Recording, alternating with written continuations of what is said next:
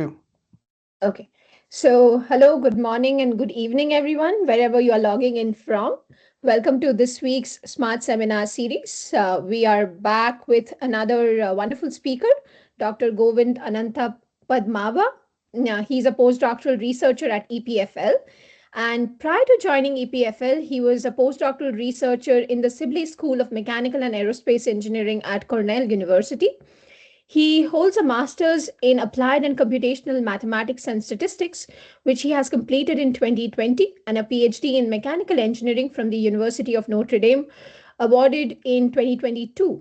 His research interests lies at the intersection of machine learning and computational physics, with a focus on uncertainty quantification and generative deep learning for scientific and engineering problems.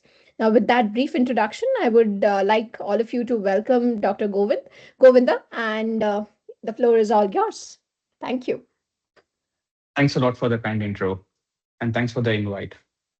Today I'll be talking about a Bayesian perspective for neural network sparsification.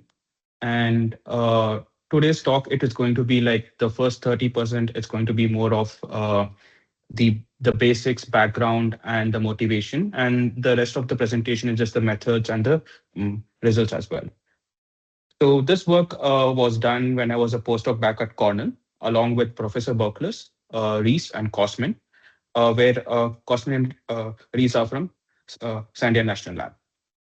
So um, we all have been using deep learning for like our projects, etc., like where we try to replace it for our high fidelity simulations to accelerate the workflow and to get a better prediction. What we usually do is when we try to build a machine learning model, we try to start with like, for example, hidden layers with 100 nodes, etc.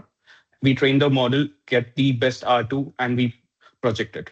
But the real question that lies is basically, do we really need all those weights to get the same output? And how do we basically sparsify this network to do UQ tasks? So in this presentation, we'll be looking at like basically like a methodology, like where we condense the given graph to a sparse network, and then we perform UQ. And the other method is basically to do it in a more concurrent way.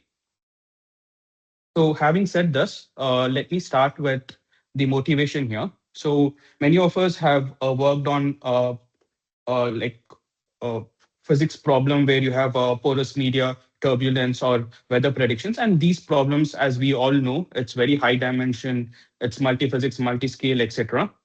And if one is interested to do tasks such as UQ, design of experiments, or inverse modeling, we know that it's going to be really hard. Why?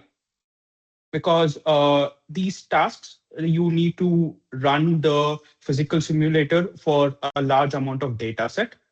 And one of the major issue is the computational budget. Because, for example, if you take RANS simulation or LES, each simulation for a high dimension problem, it's going to take an hour to a day. And if just imagine if you want to do it for 10,000 samples, it's really hard because it takes months or years. So what people have done in the scientific community is basically to integrate deep learning with the physical simulator. And there are various ways of integrating it. So a few of them do it in data-driven approach. Few of them do it in PINs, physics-informed neural networks, and few of them do it in PANS, physics-augmented neural networks. And it's basically a custom way of defining things. But the major things for all these methods are basically your machine learning model. So uh, the main criteria here is basically how do you build those machine learning model and how effectively can you do these tasks. And in today's presentation is we focus on one of the tasks, that is UQ, but you can also extend this logic to other tasks, which is basically design of experiments or inverse modeling. So all are deep learning models. So it lies in a high dimensional parameter space. When I say high dimensional parameter space, it's basically your weights and biases.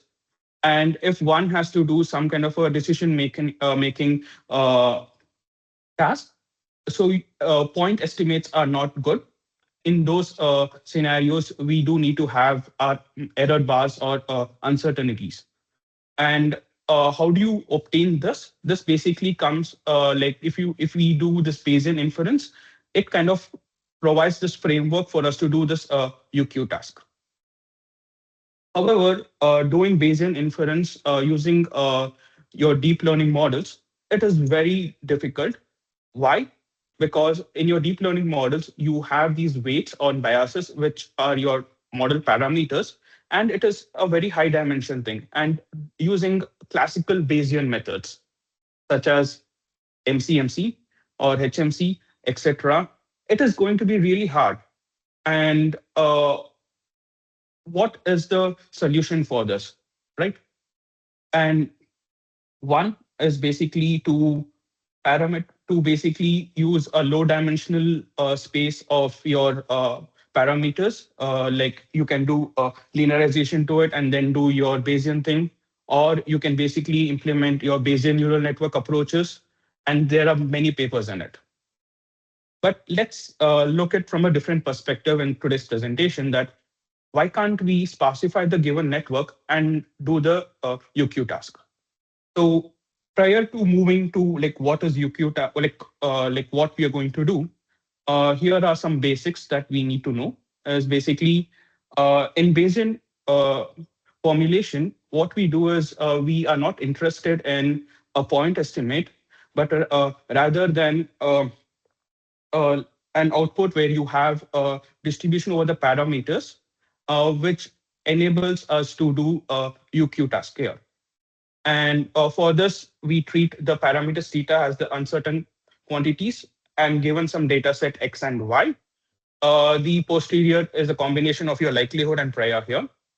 But this posterior, if it is in the high dimension space, it's very hard to basically do the UQ task here. So why is it hard, right?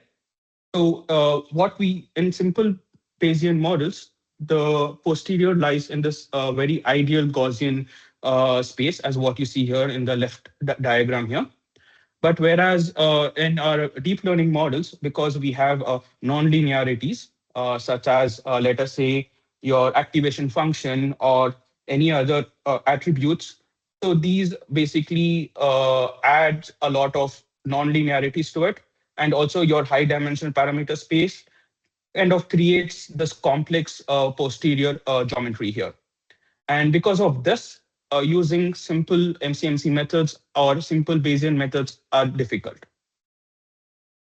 So let us take a step back and look at a deterministic point of view. Let us say, okay, how does one single neural network would be trained, right?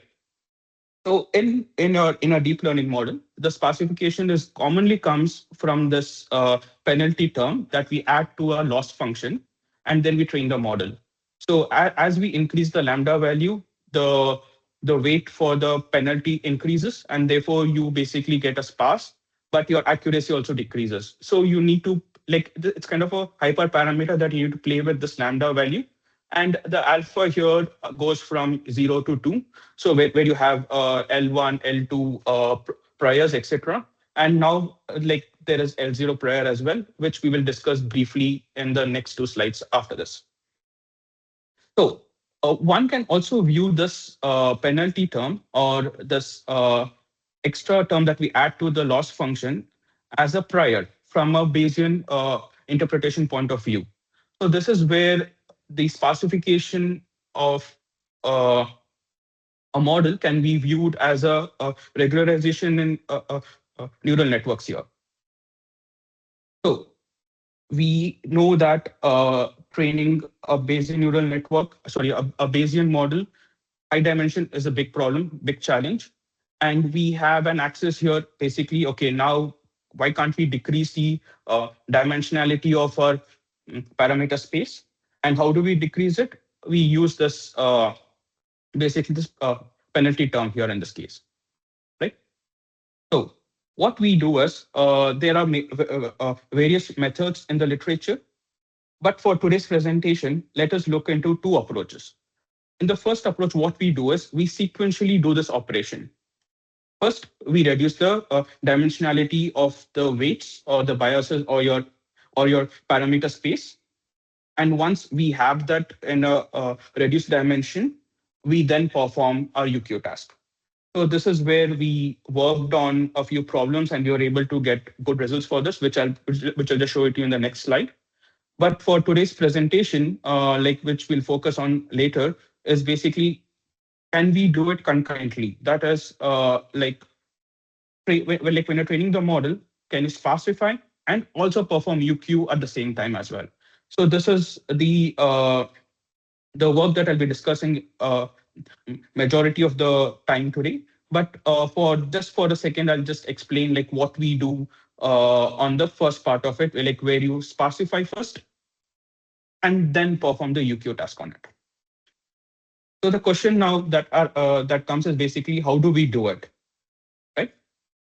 So we consider basically like we start with a high dimension parameter space that is basically a network with 2 hidden layers and 30 hidden units, for example, or 100 hidden units. And then we start to train the model with L0 penalty. And once what happens is basically it prunes the inactive weights for us. And once because this is more of an optimization based reduction, so we obtain a compact model structure. And once we have this low dimension parameter space, we then use the UQ techniques. In this work, we use the particle based method, which is known as SVGD, Stein variational gradient descent, which basically approximates our posterior distribution. So here are some few basic results of what we obtain like for this work. On the left, what we see here is the comparison between the projected stain, like basically you linearize and then you do your stain method. That is the black curve here, and the red one is basically your L2 plus stain, which is our regular your penalty term L2, and the third blue one is your L0. We see that we obtained good results when compared to other methods. Similarly, when you compare to HMC, and also when you see in terms of the data size and ensemble size, we basically see the model converges like when you try to increase the number of samples and also the number of particles here. This is basically we compare the W1 distance in all this graph with respect to your model input function. So one major advantage of this method is like this methodology of doing L0 sparsification with stain is computationally much better when compared to doing L2 plus stain. And I'll be explaining to you why doing this Bayesian inference, even for a neural network using SVGD approach is being expensive as well. But for now, what I can tell is basically our L0 plus stain has worked really well with less computational cost in this case. So we have seen now like one of the method, like where you do sparsification first, take that expression of whatever you have the sparsified solution, then apply UQ on it. Now the other approach, like what we think of, like basically what we can do is, can we do it in a more concurrent way, right? So where you jointly sparsify and do UQ in this case. The main advantage when compared to the previous one is, in the previous one approach, the sequential approach, it's basically more of the optimization based approach. But whereas in the concurrent approach, it's more of a structure based approach. When I say structure based approach, like you have control of the structure of like how my neural network looks like when you try to train the model. But whereas in the previous approach, it is more depending on your gradient or optimization and other uh, related operations with respect to it. But whereas here, it's more of in our control, like how do we sparsify our network structurally. So just a few small basics of this Stein variational method. Usually the other methods are a bit more hard to basically obtain the posterior distribution there. But whereas here, in this case, we can approximate the posterior using the ensemble methods. And here, theta here represents each neural network here. So what you see on the right, I'm not sure if this thing is working here, the animation. So these all these blue dots here are basically your neural network. So as and when there is an iteration that happens, so let me try to see if I can go up and come down. Yeah. So as you see on the right, basically all these particles, they move to the high density posterior region here. And it doesn't collapse to one single point. That means there is no mode collapse here, but it is very nicely distributed around the posterior region here, right? And this actually has two things. One, like it moves to the high density posterior region, and also these individual particles or neural networks, they don't collapse because they have this diversity or the repulsive force that acts in it. So what are these like how is it trained? Like how do we train this Stein variational method? Right? So that's the question that we have now. So here is the thing. So the in SVGD algorithm, each optimization, each step, what we do is we update via like a step, like where you have this g of theta, which has basically two terms. And the first term is basically your data plus sparsification, which tries to push all your particles or neural network to the high density region. And your third term, which is in red color, which is your uh, uniqueness in this case, or your kernel term here, which basically acts as your repulsive term, and it makes sure that all the models doesn't collapse or there is no mode collapse there. So this gives us an intuition that the sparsification and UQ can be done simultaneously through this posterior gradient here. So now the question that comes here is basically like, how is this happening? Like, how does the repulsive force and the prior work, right? So to answer this question, what we basically do is we have a simple example here. So for a second, let us omit the likelihood term and just focus on the sparsity and the repulsive kernel here, like what you see here on the green and the red color terms here, right? So now let us have two particles. One particle, which is green, that is fixed, what you see here, and the other particle, blue, that that is the one that moves. So if my green particle is at the origin, that means my prior dominates. Automatically, my blue settles down at the origin. And if my green particle is somewhere nearby the origin, and my blue particle moves away from the origin because of the repulsive kernel that we have here. But if my kernel is very far away and it has no effect, or the effect is very weak, then my blue dot or the blue particle would come and sit in the origin, where my repulsive term is weak and my prior term is very, or my prior dominates here.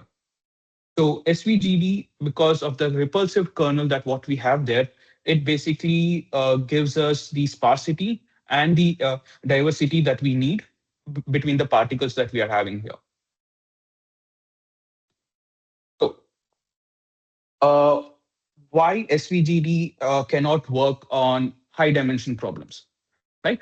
So as we see in this update, let us say if you have 10 particles, that is 10 neural networks, or 100 particles, or 100 neural networks, etc. One of the major problem is the computational budget that we have, because like we have this pairwise interactions between the particles. My cost of the optimization also increases accordingly.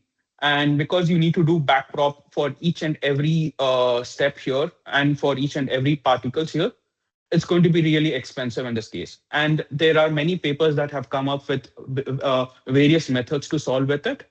But in today's presentation, what we will look at it is basically, okay, let us reduce the dimensionality of our parameter space such that the SVGD doesn't have this challenge of basically working on high dimension space, right? So to start with, let us switch our focus from L0 to or the optimization based uh, uh, dimensionality reduction to somewhere more structure based method here. And what we do is, as and when we try to train the model, the aim for us to be now is basically to reduce the uh, dimensionality of our weights and biases in this case. So what we do is we consider the feed-forward network here to be a directed graph, right? And the nodes here represents the neurons, and your weights represents your weights, your edges, sorry. And we basically are more interested in like which of these nodes and edges carry the most important information from the input to output, and which of these neurons and weights, or maybe the nodes and edges, they carry the least amount of information that may or may not help us in obtaining a very accurate result. So basically, both with and without are the nodes and edges that doesn't give that much information, it should give us the same output. So what are those things? So we basically will look into it, like how do we prune the weights and obtain a structured way of representing our neural network here. And in this diagram, what we show here is basically as and when we try to train the model from different iterations, we see that like this two-layered network MLP has condensed to a very small amount of useful network information here. And the color bar here basically gives us the importance score, saying that, okay, these nodes and these edges are basically important for us in this case. Right. So what do? We consider again our feed-forward MLPs to be a directed graph, and each of these weights corresponds to edges, and we define this importance where each of these neuron I in layer L has the total influence between your input to output. And the one which basically has the least amount of information flow, what we do is we prune it, and then we reorder the entire configuration of our network. That is basically because your neural network is basically now in low dimensional space. You can basically do UQ in it. So how do we do it, and what are the steps? Right. So first, given a high dimension network for us, like let us say like one of the particle in this case, what we do is step one, we basically determine, we run for one step of our network architecture. We obtain the output, and then we say that, okay, these are the edges. Sorry. No, continue. I think there is some Okay. problem. Okay. Sorry. So what we basically do is step one, we prune those edges, those weights that are basically less than the threshold value, and we remove those weights. Once we remove those edges, then we'll be left out with the inactive nodes, and those inactive nodes, we remove it. And once these two are done, we then calculate our importance. And once we have this importance score, we then sort and order it according to the importance score here. Right. So what you see here is basically on the right side, the gray hidden units are basically inactive, and we remove it. And then we again reorder it here. Basically, what you see here is the gradient thing. The darker one is having a very high importance, and the lighter one is having less importance here in this case. So now, once we obtain this for all the different network architectures that we have, or different particles, right? But we need to have a common template for all of them, right? So what we do is we consider the one that has the like what do you say, the highest number of nodes or edges, and then we pad the other particles accordingly with zeros to this. Because when you try to do your Stein's method, like you need to determine the kernel, which again you have a pairwise interaction, and for that you need to have a common template for it as well. So the question that we ask here is again, how do we train it in a concurrent way, right? So what we do is step one, we do SVGD for all the particles, obtain the output.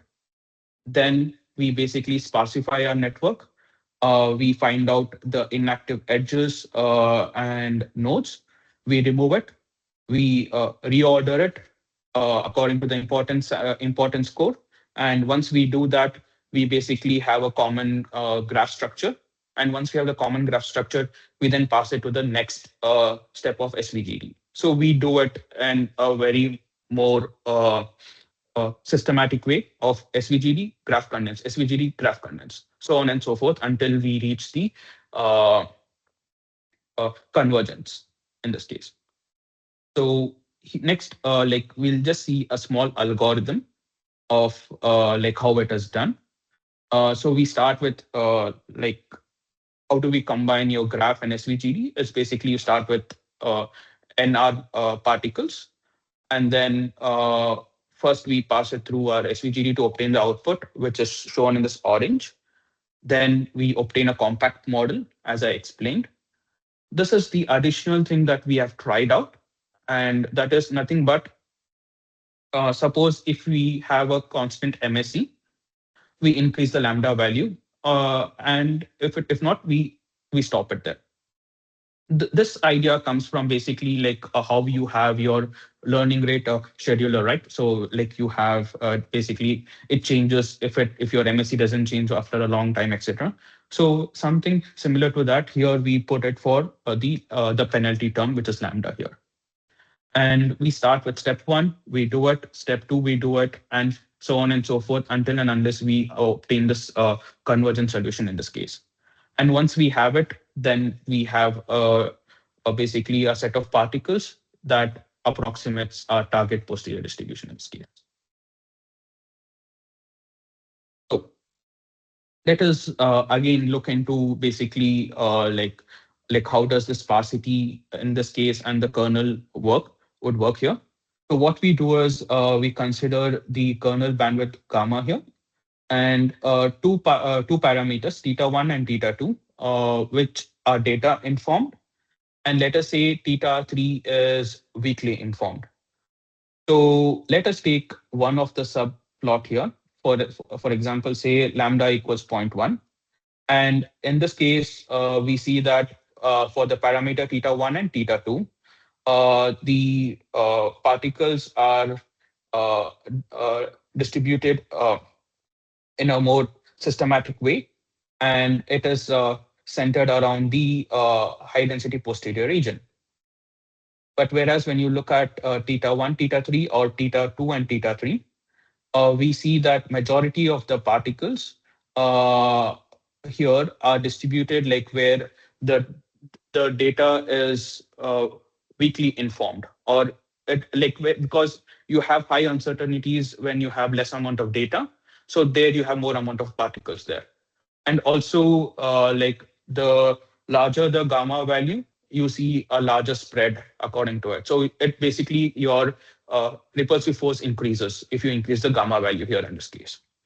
Now, when we try to increase the lambda value from this subplot to the next subplot, what we see here to lambda equals 1, we see that basically the particles shrink because your prior dominates in this case, right? So SVGD kind of balances both your prior and your diversity kernel in this case, especially when you have a less amount of data along one direction. So here is the plot, like where we try to show like over the iterations what happens for different particles on the top. So here are for just for the three particles what we're trying to show here. And we see that the model is getting sparsified, or the model is sparsified over the number of iterations here from left to right. And on the bottom, what we see here is basically your pairwise graph distance. The light pixel values indicate that the model structures are different uh, at different iteration. So basically, this is a iteration 0. It all looks different, and then as and when you try to do the optimize at the end of iteration 0, this is, and at the end of iteration 5000, which is basically end of your epoch, we see a lot of darker pixel values. That is indicating that the structure is almost similar for all the particles in this case. Now, the other uh, results that we can look into it is basically like how does my weight looks like individual weights for a given single SVGD step. So we basically picked three particles, and what you see on the x-axis is the iteration, on the y-axis is the weight values. We see that as and when we having the iteration, the all the weight values are initially distributed, and then it kind of stabilizes evenly along different particles here. Next, on the bottom, it's interesting plot is your KDE plot for your marginal weight distribution. On the left, what we see here is your input to first hidden layer, and majority of the weights are centered around 0, indicating that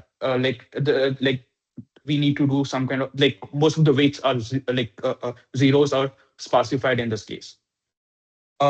In the middle plot, again, we see that basically most of the weights again are centered around 0 here, indicating that, okay, it is a more like most of the weights here are 0 in this case, which is basically sparsified kind of a architecture that we have it here as well. Interestingly, in the last two hidden layer to the output, what we have here is basically the weights are basically uh, it's not specified to 0, but it's having a predominant effect evenly with this importance score here. So like you don't see like like multimodal distribution that's having 3 or 4 peaks here. And here it is kind of you can look at it that basically the most important information always holds in your last hidden layer when compared to your first layer here in this case. And here is something that we compare our like methods like with and without graph condensation. And this is like we compare on the y-axis is your W1 distance, on your x-axis is basically like what kind of prior that you're trying to use. So we started from 0.25 to 2.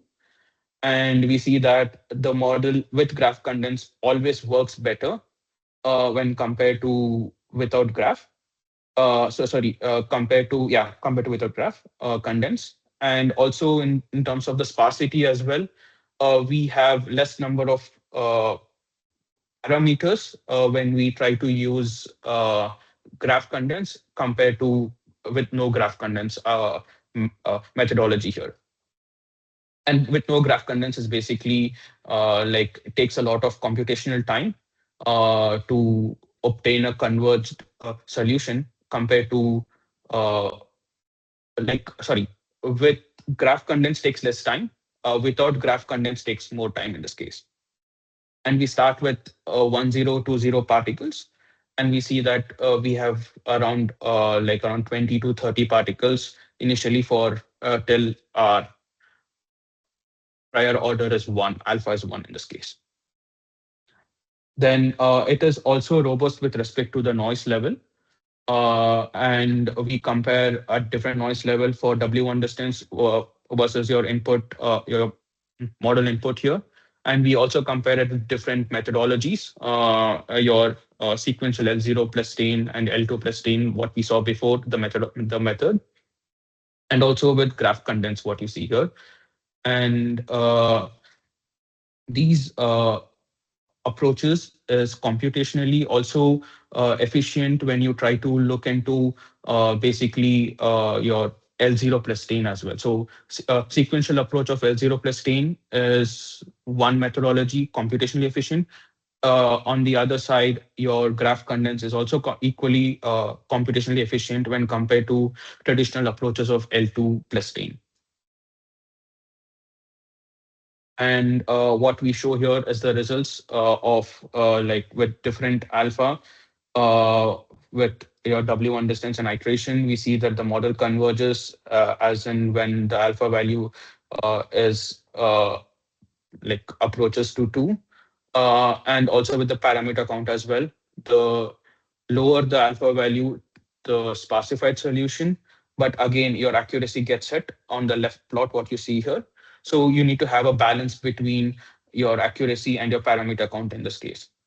And we found out that alpha zero point 0.5 is somewhat performs better in both the cases here.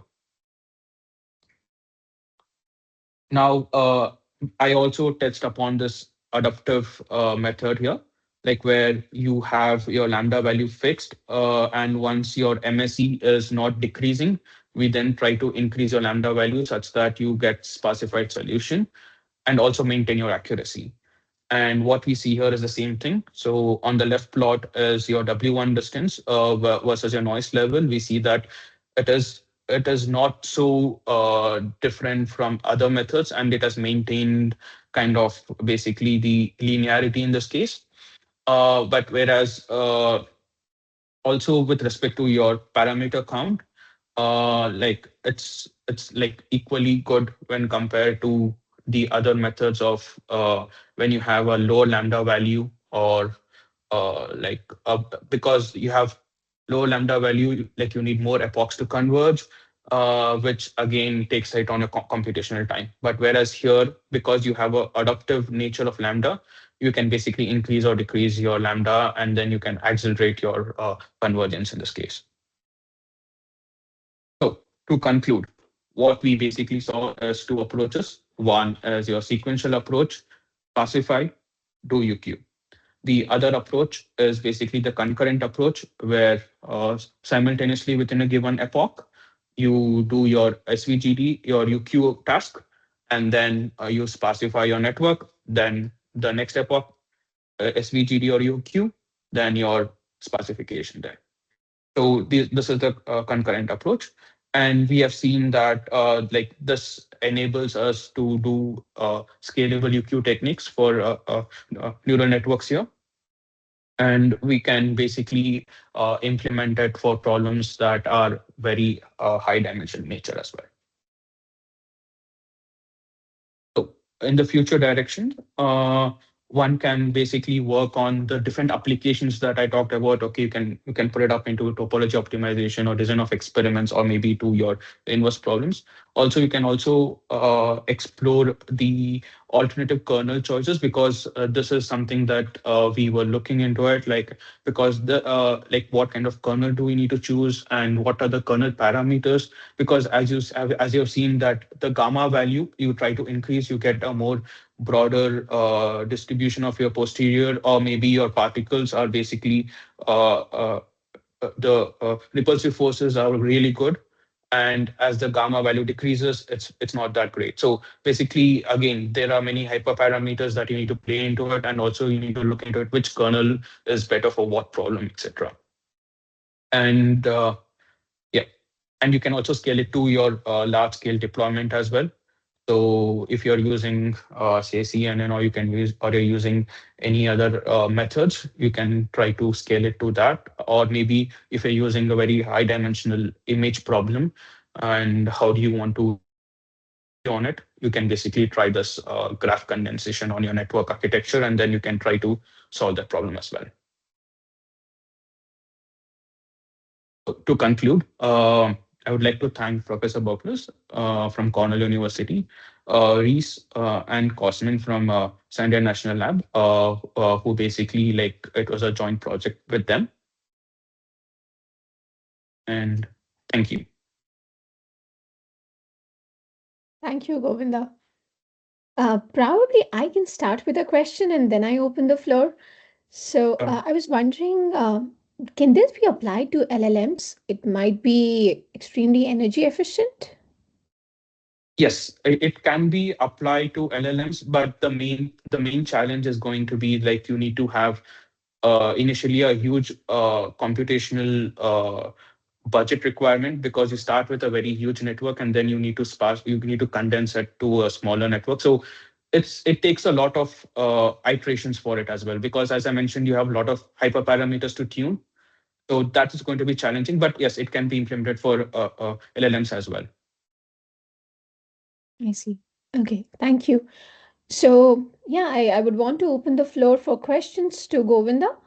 And just a reminder, whenever you're asking him a question, please introduce yourself. That kind of gives the speaker an idea where he's getting the questions from.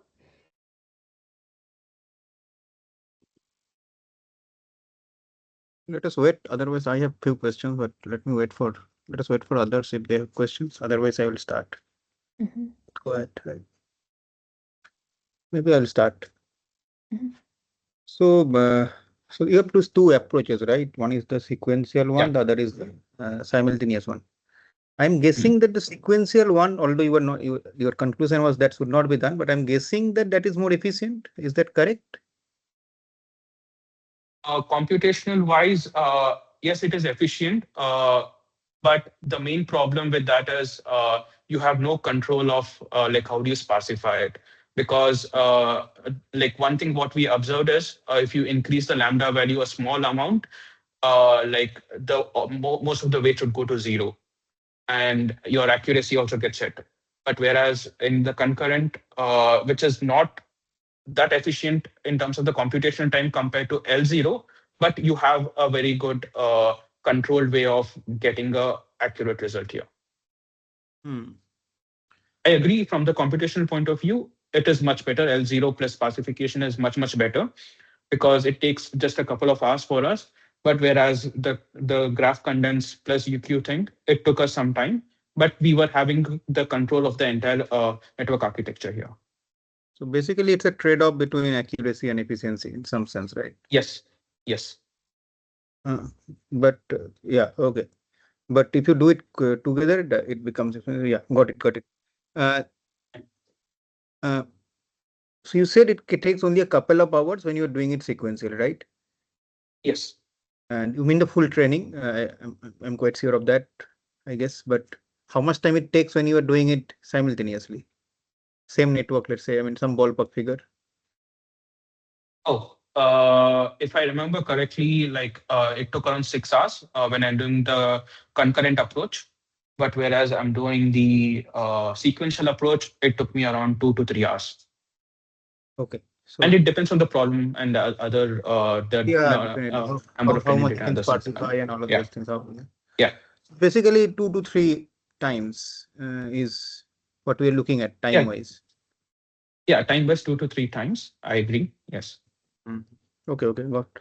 Now, one of the things that you mentioned was repulsive kernel that is coming, right? Which is kind of Yep. pushing, giving you a diverse solution, right? That two particles will not be close to each other because it will repulse each Yep. other. And so, mathematically, what is that kernel? I mean, how does it look? How is it repulsing? So, it is penalizing something when two particles are very close to each other. Yeah. Right. So basically, if two particles are next to each other, then you're basically the third term you're here basically basically it says that like I need to kind of stay away from this particle because like it's already there in that location and it's giving me that solution there. And this particle would say that okay, fine, I need to find us like a solutions such that I need to repel from this. I need to stay away from this already known solution, but I need to give a solution near the high density region. Yes. So So that's what you now, see here. yeah, that's the question. Like, I mean, what is the design of this kernel? I mean, mathematically, how do you achieve that? That depends on the data set that we're trying to have. So one can have an RBF kernel, or they can have a exponential beta kernel, for example. So in this case, we use the exponential beta kernel to do it. So it depends on the kernel choice and the data set that we are having. Okay, so what you will do is, and please correct me if I'm wrong, you will take any kernel, and in kernel, it is a function of distance. So any stationary kernel probably is the correct terminology. Yes. Yeah. And then you will try to maximize the kernel value, something like that, right? Yeah, we try to we try to play with this gamma value here. What I want to say is basically we play with this gamma value, and the larger the gamma value, the more the spread, more the repulsion. Smaller the Yes. gamma value, it is less. Effect is less. Okay. Yeah. Got it. So it is just you can use any kernel there. Yes. Okay. Now, what you are essentially solving is a model selection and parameter estimation problem, right? Model selection because we are finding out which weights should be there, which weights should not be there. So if I look at the composition of function, right? So some of the terms will start vanishing. So W transpose X. So some of the W's are 0. So they will start vanishing. So it becomes a model selection, and then whatever the parameters are remaining, what is the values of those parameters? So some of the parameters are going to 0. So now there is this whole idea, right, of sparsity promoting priors. So for example, the horseshoe prior, the spike and sub prior, even the student T, right? Yeah. So did you try those? I mean, how are they working in this case? I mean, that will automatically do both, isn't it? So yeah, I agree from your point of view, but those priors are basically again it's an optimization based sparsity there it comes into the picture. But here we are looking more into structure based sparsity here. So I haven't looked into those aspects as well, like using student T or the other priors, which gives sparsity much better than compared to like the Gaussian prior and other things. But this is more like what we looked into was basically sparsity structural point of view. Yeah, so structural means that some nodes are not important, right? Which means some edges are not important, to be more specific. Yes, some edges are not important, and once the edge is not important, we remove the nodes as well. Correct. So which is, I mean, but you can only remove the hidden node. I mean, obviously, will not remove the input and output node. That will not make any sense, obviously. So basically, yeah. But I think still sparsity promoting priors will be helpful because ultimately to remove the edge, that's where the sparsity promoting prior will come. You have one more step of tracking it, and that you are probably doing manually, right? That if one edge goes, then that node goes, and because that node goes, the other edges also start vanishing. Yeah, exactly. So that part you have to do probably. I mean, you have to do some bookkeeping and keep a library or trace of that what node is connecting with what. Yeah, I agree. Right? And also, I agree. Because in that you don't have control of it, right? So you need to have a lot of manual things that you have to do there, bookkeeping and other, as I mentioned. Yes. Yeah. Lastly, I think lastly, no, last two questions. Sorry. One is that if you remove the model, right, the model is becoming simple. I mean, not remove the model, like remove the connection, let's say, or nodes. The model is becoming simple, right? Now, as the model is becoming simple, so do you see the uncertainty increasing? No,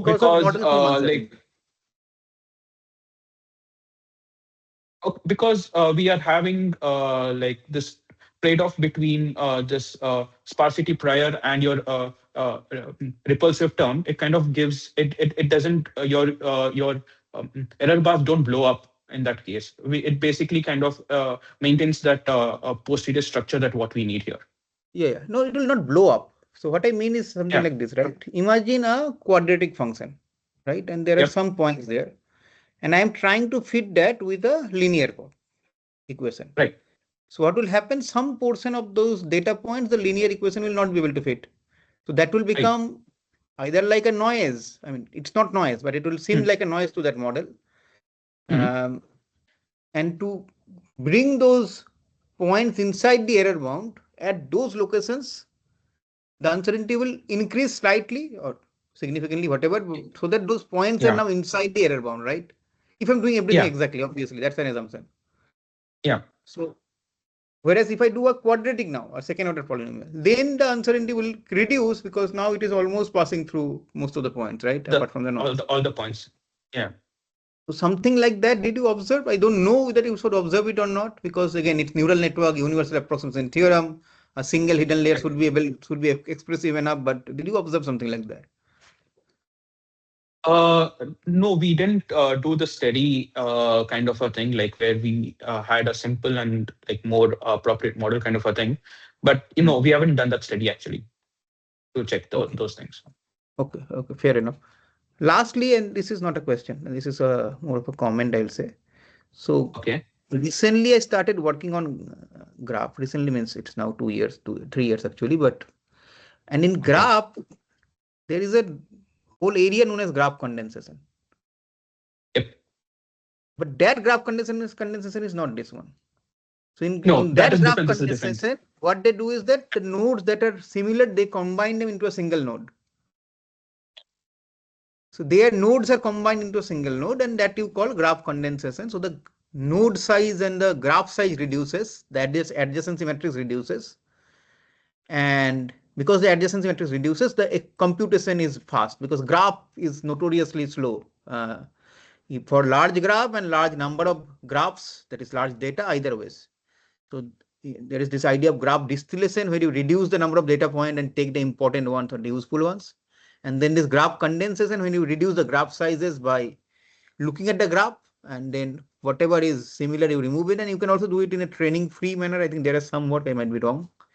So that is different from this. I mean, that is for actual graph. I mean, this is not a graph. You are imagining the network as a graph. It's a graph, but not a graph neural network, right? It's a computational It's not a graph. graph network.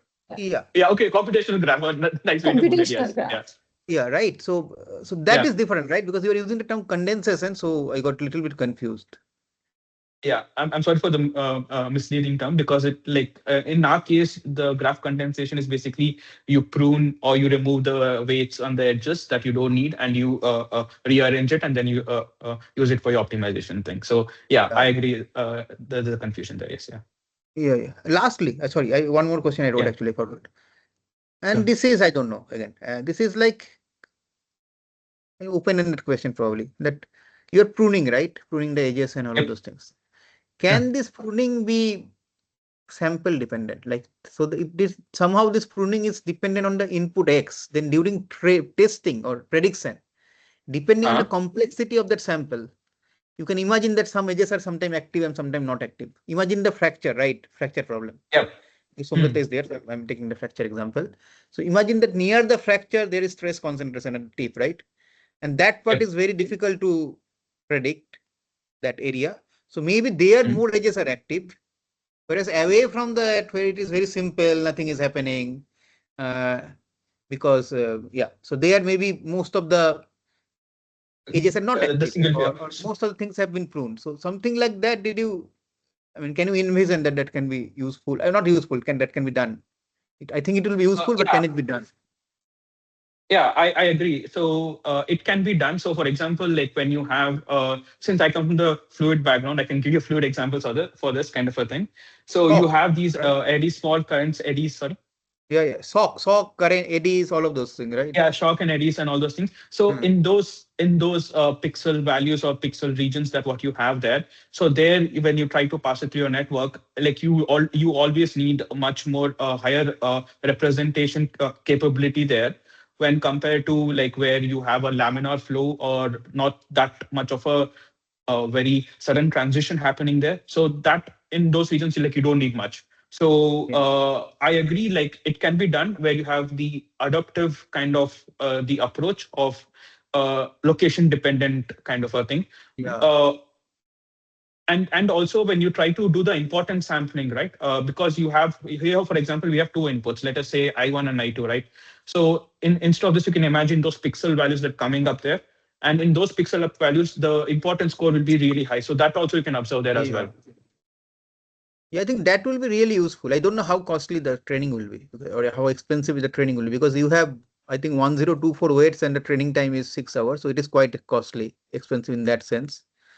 Because I So have I 100 don't. particles here. I have 100 Yeah, particles. I know.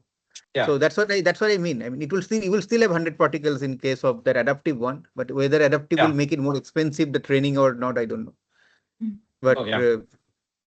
I think that will be very useful, I feel. Oh, and also just wanted to kind of tell us basically, if you have a single particle, that's basically your deterministic map estimate Hmm. here. It just takes less than an hour for us to, or even, yeah, less than an hour for do the training thing. I think it will be Because, even less. yeah, it will be even less than that. But Yeah. when you start to try to increase the number of particles from 1 Obviously. to 100, that is where we observed that 6 hours was required for 100 particles there. That's the curse of Bayesian anyways. Yeah. Right. So Yeah. that is always true. Uh, Yeah. yeah, I think Uh, that those were the questions I have, but yeah, others I ate their time, but let us ask them once more if they have questions. Shovik, just one comment here. Like some time back, I think 2 or 3 years back, I had read about a work from Professor Miguel Bessa from Brown. He did something on pruning, and I think he was trying to do something on adaptive, like how Okay. do we adapt this pruning architecture to sample specific Okay. cases. So yeah, that there was this thought. I remember reading Yeah. it somewhere. Yeah, some context dependence will come, I guess. Yes, So yes, you have to bring some context into the pruning will now be dependent or conditioned on Bayesian term conditioned on context, right? right, right. Yeah. Anyways, do anyone else have any question? Please raise your hand. Otherwise, we'll close it. Yeah, Mhm. seems like there is no other question. It was Only, too yeah, math for them today. that's okay. Oh. That they should learn maths. At least that's our groups, right? For others, I don't know, but at least for our group members, I think they need maths. It's good. Uh, okay, so if there is no question, I think thank you again for joining in. Thank you, Govinda, for your time. I think with you, the timing is quite good, I'll say, because you are in Europe. It Yeah. is afternoon, evening, somewhere in between.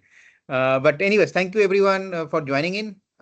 We'll see you next week in another talk. Thank you.